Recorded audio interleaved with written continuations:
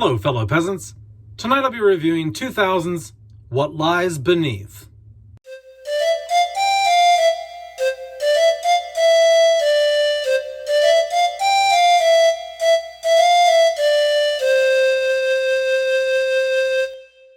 Alright guys, so I just watched What Lies Beneath. I saw this film years and years ago, owned it on DVD about 17, 18 years ago. Somehow got rid of it. I think it's because I was broke as shit, needed to pay rent, and I sold it. So I finally got the DVD again because it's hard to find a Blu-ray of this thing that's not an arm and a leg. So I just settled for the DVD and I checked it out. This film stars Michelle Pfeiffer, Harrison Ford, and directed by Robert Zemeckis. Now, what is it about? So basically, Harrison Ford is a teacher, like professor slash scientist. He used to teach, but now he mostly just does like lab research, and he does like genetics and biology and shit like that. And they're at a stage in their life where their daughter's moved off to college. They're what they call empty nesters now or whatever. They say that a few times in the film. And now Michelle Pfeiffer is just kind of at home.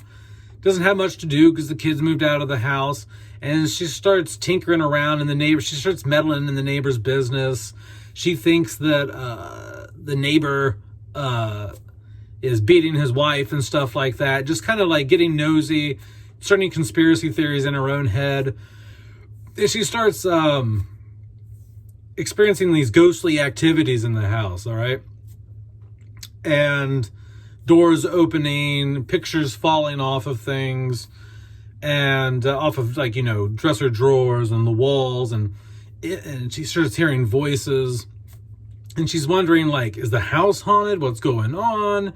And a year prior to all of this, she was in a car accident, and Harrison Ford is like, hey, look, like, I think you might be losing your mind. I think maybe the car accident's got something to do with all this ghost stuff, and you thinking that the neighbor's beating his wife, and you're kind of like, you're just kind of bored. You need to find something to do. You're just chilling around the house and just, you know, you're losing your mind. You know what I mean? And so yeah, and then she starts getting more clues and getting further down this rabbit hole of who she thinks this ghost is, you know.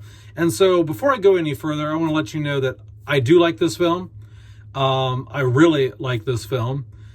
And that I do recommend you watch it. If you have not seen this film, I highly recommend it.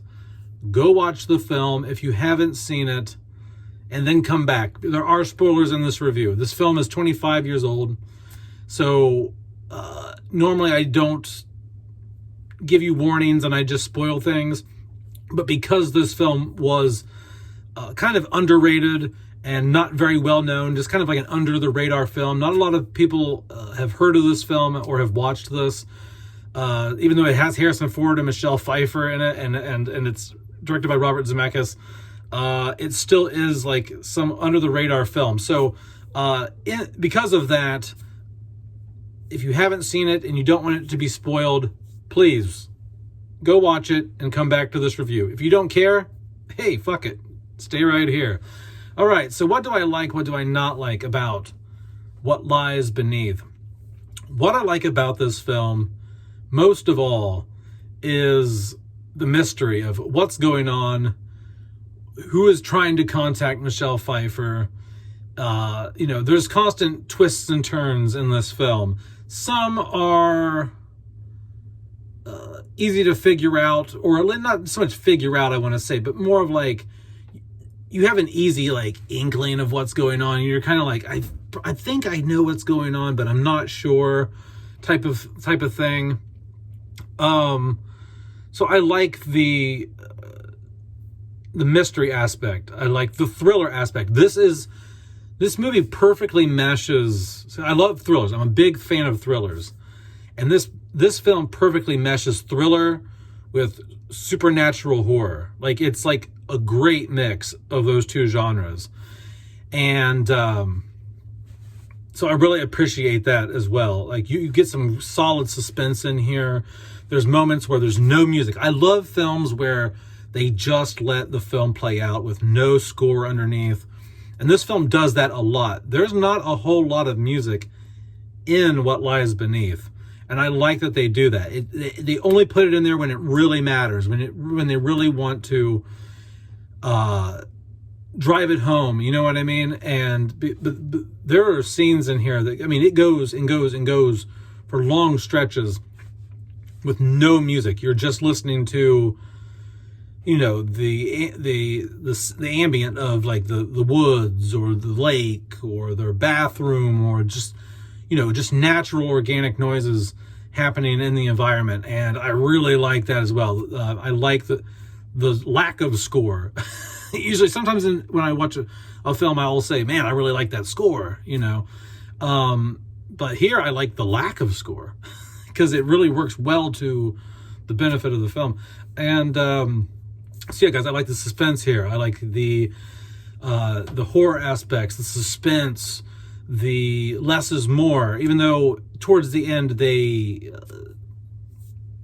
kind of ruin that a bit, but I'll get into that in my negatives. But overall, I just really love the thriller horror blend of this film. The cinematography here is great. It looks like this is shot, I'm going to guess like 2:3:9:1 maybe. The aspect ratio, nice wide screen going on here. So I really like that. It makes it very cinematic. The color palette is grayish blue. It's a very cold looking film, which makes sense because towards the latter part of the film, it kind of takes place in like late fall, early winter. So I like that. I like the color tone of the film. The color grading here is done very well. Everyone gives a good performance here. Harrison Ford is out of his typical character type because Harrison Ford always plays like the leading man, the hero, you know, and here he is a villain. He's a villain in this film. He is a murderer. And so it's a lot different here, you know? And so that takes me into the next thing that I like. I like the twist. I like the twist that he is the reason why she's getting these ghostly messages and all this stuff, is because what happened was Harrison Ford had an affair with one of his students when he was a professor, and she threatened to go to the dean about their affair, and so he killed her. And the ghost of that girl is now reaching out to Michelle Pfeiffer, Harrison Ford's wife, and doing things like writing on the bathroom mirror, knocking pictures off onto the floor that have newspaper clippings on the back of them that say missing girl, and, you know, just trying to leave all these clues for Michelle Pfeiffer to piece it together that her husband murdered her.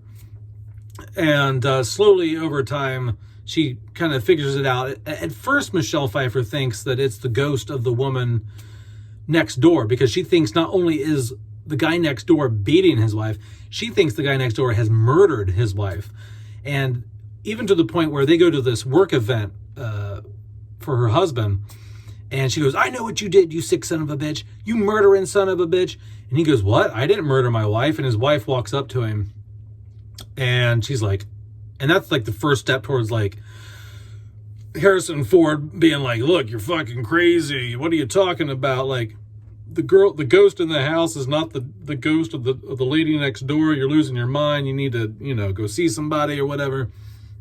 And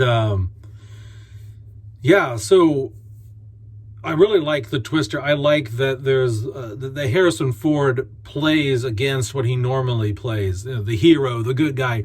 Here he's creepy.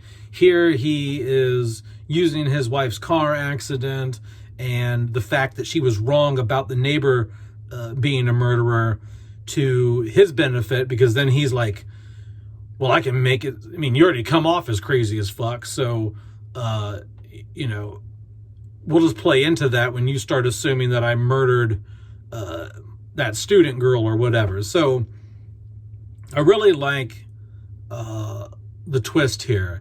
Now, the twist is not a mind-blowing twist, because you keep wondering, like, why is the photo of him, because you have to see the newspaper clipping that keeps falling off, the framed newspaper clipping that keeps falling off the dresser onto the floor.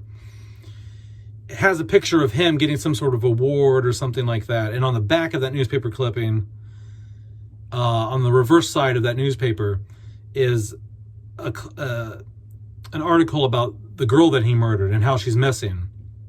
And because that falls multiple times, repeatedly, you do get the sense that you're like, okay, like, it's a photo of him.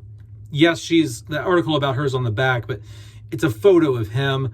So you're like, he has something to do with it, but you're not quite sure what that is. You don't know how, to the extent of how much he's involved. Eventually he lays it all out and says exactly how he killed her and why he killed her and all that. And then when Michelle Pfeiffer is like, you need to call the cops, you need to tell them exactly what you did, that girl needs to be dug up, we need to exhume her body or whatever. And then he tries to kill her and stage a suicide for her. He tries to drown her in the bathtub. And then that leads into the third act where Michelle Pfeiffer tries to drive away and escape. And so let's get into what I don't like about the film. So I do like the twist. I like the suspense. I like the acting. I like the Harrison Ford goes against his role, or his typical role type. But the negatives really are just, the twist could have been so much better if it hadn't been repeated times of that particular photo of him falling, because that really tips you off a little too much that he's involved. I feel like it would have been better if it only would have dropped once and then there were other clues. But because that picture of him drops 4 to 5 times throughout the film before the reveal, it's not quite the impact it could have been when there is the big reveal that he was the murderer. Also, I don't like the ending because it gets a little too much. It shows a little too much. You see the ghost of the girl is just, the CGI is not great there.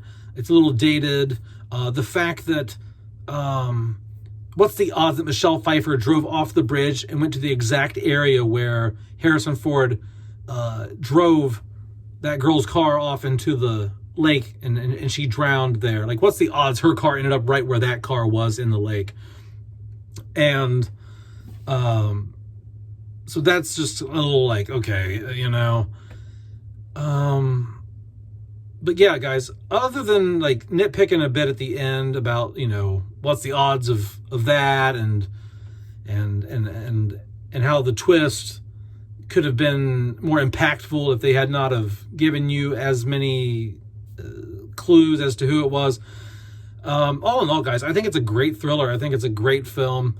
There's a reason why I decided to buy it again 20 years after I owned it the first time, is because although it does get a little too Hollywood towards the end, a little too ghost story, a little too show me too much, it's good. It's good. It's a really good thriller horror combination. And if you have not seen it, go check it out. I'm sorry that I spoiled it, but I warned you. And if you have seen the film, let me know down in the comments below what you think about What Lies Beneath. All right, guys, I appreciate it. Have a good one. Peace out, peasants. Bye-bye.